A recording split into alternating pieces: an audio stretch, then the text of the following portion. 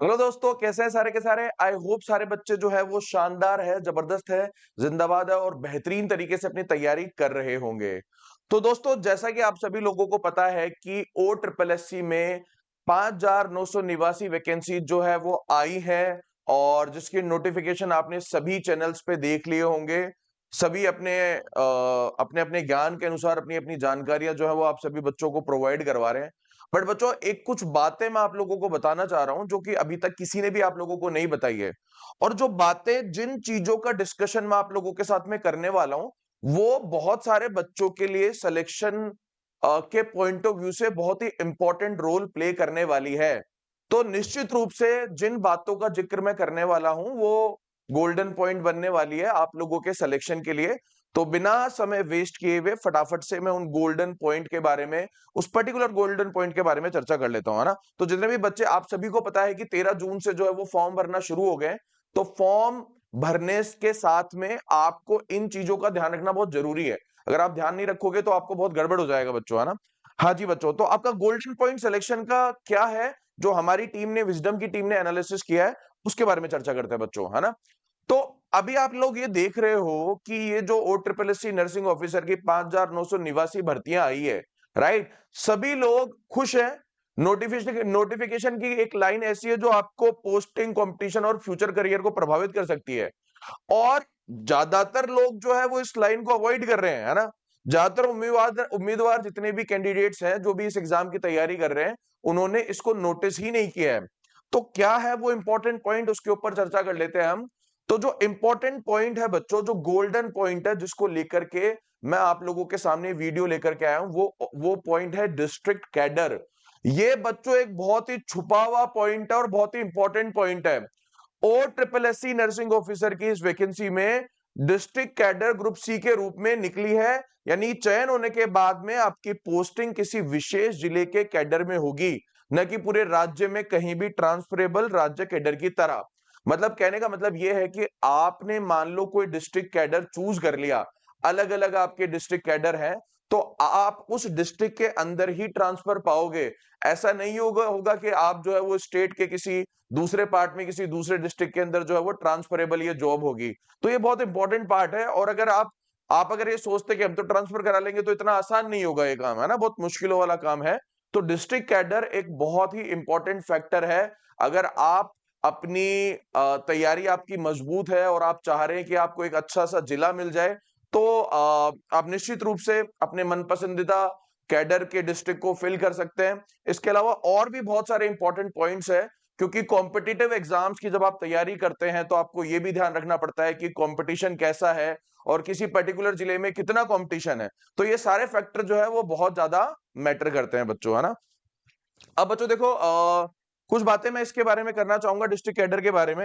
अब देखो बच्चों, हो क्या रहा है कि अब ये जो डिस्ट्रिक्ट कैडर है ना, ये डिसाइड करेगा कि आपकी नौकरी ही डिसाइड नहीं करेगा, अगले कई साल आप किस जिले में रहेंगे, ये तय करने वाला, इसकी दशा और दिशा तय करने वाला जो महत्वपूर्ण पॉइंट है, बिंदु है, वो आपका डिस्ट्रिक्ट कैडर ही है। अच्छा जी, अब इसका मतलब क्या है साहब, कि आप उसी जिले के अंदर रहने वाले हो, उसी जिले के अंदर जो है वो अपनी जॉब करने वाले हो। उसका मतलब ये हुआ कि जिला वरीयता का महत्व बढ़ सकता है। मतलब जब आप कौन से डिस्ट्रिक्ट को चूज कर रहे हो, उसकी इंपॉर्टेंस बढ़ जाती है। कुछ जिलों में कंपटीशन अपेक्षाकृत कम है, या कुछ जिलों में बहुत अधिक है। भविष्य की पोस्टिंग फ्लेक्सिबिलिटी को लेकर उम्मीदवारों को डिटेल्ड नोटिफिकेशन ध्यान से पढ़ना होगा भाई। आपको यह भी ध्यान में रखना पड़ेगा कि भैया भविष्य में पोस्टिंग किधर किस तरीके से होने वाली है। तो ये सारे इंपॉर्टेंट पॉइंट्स जो है, इनकी वैल्यू बच्चों बढ़ जाती है ना। अच्छा जी, अब डिस्ट्रिक्ट कैडर का मतलब क्या है ये भी समझ लो भैया, है ना। बहुत सारे बच्चों को पता ही नहीं है ना। अब आप, बहुत सारे बच्चे जो हैं वो डिस्ट्रिक्ट कैडर को समझ ही नहीं पा रहे हैं ना। डिस्ट्रिक्ट कैडर एक ऐसा शब्द है जिससे अधिकांश उम्मीदवार पढ़कर आगे बढ़ जाते हैं, लेकिन नौकरी मिलने के बाद में यही उनकी पूरी लाइफ को प्रभावित कर सकता है। राइट, कैसे? सामान्य भाषा में आपकी भर्ती ओडिशा गवर्नमेंट में होगी, लेकिन आपकी सेवा एक विशिष्ट जिले से जुड़ी होगी और पूरे राज्य से जुड़ी हुई नहीं होगी, पूरे स्टेट कैडर से नहीं होगी, है ना।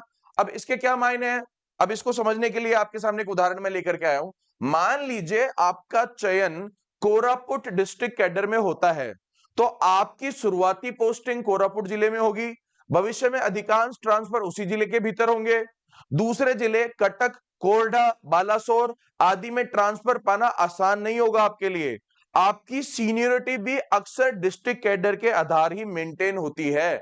तो कहने का मतलब यह है कि आपने कौन सा जिला तय किया है, यह बहुत इंपॉर्टेंट है आपके जीवन के लिए, आपकी सर्विस लाइफ के लिए, आपकी सीनियरिटी के कैडर के पॉइंट ऑफ व्यू से भी, है ना। तो ये बहुत ही इंपॉर्टेंट फैक्टर बन जाता है बच्चों, है ना। अच्छा, अब देखो डिस्ट्रिक्ट कैडर और स्टेट कैडर में क्या अंतर होता है बच्चों, है ना। डिस्ट्रिक्ट कैडर जिला आधारित सेवा होती है, पोस्टिंग एक ही जिले से जुड़ी हुई होती है, ट्रांसफर फ्लेक्सिबिलिटी कम होती है, लोकल वैकेंसीज पर कंपटीशन अलग अलग होता है। मतलब उस जिले के लिए कितने बच्चों ने अप्लाई किया है उस आधार पे कंपटीशन तय होता है बच्चों, है ना। और स्टेट कैडर में पूरे राज्य आधारित सेवा होती है, राज्य में कहीं भी पोस्टिंग हो जाती है, ट्रांसफर फ्लेक्सिबिलिटी भी ज्यादा है और स्टेट वाइड कॉम्पिटिशन होता है। तो यहाँ पर डिस्ट्रिक्ट वाइज कॉम्पिटिशन हो गया बच्चों, जो कि एक बहुत ही इंपॉर्टेंट पॉइंट है ना। अब इससे कंपटीशन पर क्या असर पड़ सकता है, यही वो पॉइंट है जिसको अधिकांश लोग या अधिकांश बच्चे मिस कर सकते हैं और गड़बड़ कर सकते हैं। अब इसमें कंपटीशन में क्या असर पड़ेगा, आप देखेंगे खोरदा, भुवनेश्वर डिस्ट्रिक्ट में रहना बहुत लोग पसंद करेंगे और मलकानगिरी, नबरंगपुर, कोरापुट जैसे दूरस्थ जिलों को कम प्रेफरेंस मिल सकती है। यानी कि कोरदा, भुवनेश्वर, मतलब जो कोरदा है, कोरदा जिले को जिसमें भुवनेश्वर आता है, तो इस डिस्ट्रिक्ट को बहुत सारे लोग प्रेफर करेंगे। तो यार कंपटीशन भी बहुत ज्यादा होगा बच्चों।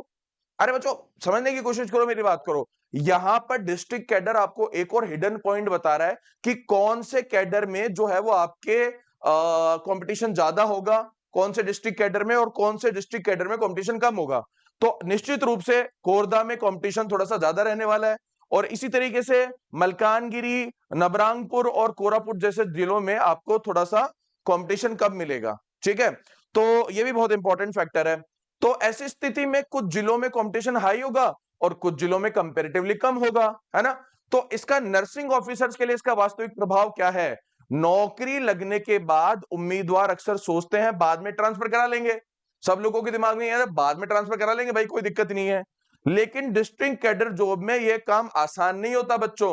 डिस्ट्रिक्ट कैडर जॉब में काम आसान नहीं है कि आप बाद में जो है वो आप जो है वो इसको ट्रांसफर करा लो, है ना। इसलिए आवेदन भरते समय आपको केवल वैकेंसी नहीं देखनी चाहिए बल्कि जिला कहां है, परिवार से दूरी कितनी होगी, वहां रहने की सुविधा कैसी है, लंबे समय तक वहां काम करने के लिए तैयार है या नहीं, इन सारी बातों पे विचार करते हुए आपको डिस्ट्रिक्ट कैडर का चयन करना है। आई होप बच्चों आप इस गोल्डन पॉइंट से एग्री करते होंगे और आप ये मानते होंगे कि इस इंपॉर्टेंट टॉपिक पे, इस पॉइंट पे अभी तक किसी ने चर्चा नहीं की है। तो अगर आप और ट्रिपल एससी की तैयारी कर रहे हैं और ऐसी शानदार इंफॉर्मेशन बार बार प्राप्त करना चाहते हैं तो आज ही ज्वाइन कीजिए हमारा चैनल विजडम नर्सिंग क्लासेस, जहां पर मैं इस एग्जाम से रिलेटेड बहुत ही महत्वपूर्ण अपडेट्स आप लोगों के लिए लाता रहूंगा। तो मिलता हूं दोस्तों अगले सेशन में कुछ और इंटरेस्टिंग बातों के साथ में। Till then take care, all the very best, bye bye, धन्यवाद।